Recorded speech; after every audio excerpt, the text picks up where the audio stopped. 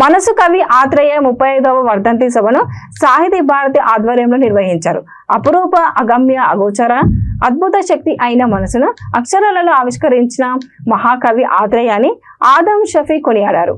సాహితీ భారతి ఆధ్వర్యంలో బాపట్ల జమేదారుపేటలోని సాహితీ భారతి కార్యాలయంలో జరిగిన ఆత్రేయ 35వ వర్ధంతి సభకు ఆదం షఫీ అధ్యక్షత వహించారు. ఆత్రేయ మనమే నీ భాష ఓ మూగ మనస అనే పాటలో మనసు స్వభావాన్ని, మంచితత్వాన్ని, జీవిత సత్యాన్ని అద్భుతంగా విశ్లేషించారని తెలియజేశారు. ఈ సభలో పలువురు వ్యక్తులు మాట్లాడారు. ఎం జాకబ్, కస్తూరి శ్రీనివాసరావు, బొడ్డుపల్లి శ్రీరామచంద్రమూర్తి, కాళిదాసు, పువ్వాడ వెంకటేశ్వర్లు తదితరులు పాల్గొని ఆత్రేయ చిత్రపటానికి పూలమాలలు వేసి ఘన నివాళులు అర్పించారు. అపురూపమైనది, అగోచరమైనది, అగమ్యమైన అద్భుత శక్తి మనసు. ఈ మనసుని చక్కటి అక్షరాలతో విశ్లేషించిన, విడమర్చి చెప్పిన మహాకవి ఆత్రేయ. ఆత్రేయ మౌనమే నీ భాష ఓ మూగ మనస, తలపులు ఎన్నెన్నో కలలుగా కంటావు, కళ్ళలు కాగానే కన్నీరు అవుతావు అని ఒక అద్భుతమైన గీతాన్ని రచించారు.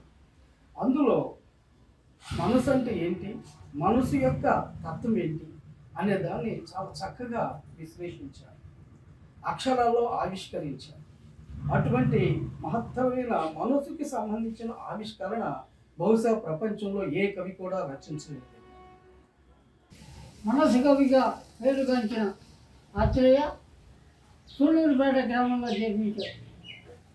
సుమారు 483 చిత్రాలకి 1683 పాటలు రచించి మనసు కవిగా, మమత కవిగా పేరుగాంచిన ఆత్రేయ ఆయన రాసిన మనసు మీద పాటలు చెప్పుకోదగ్గి.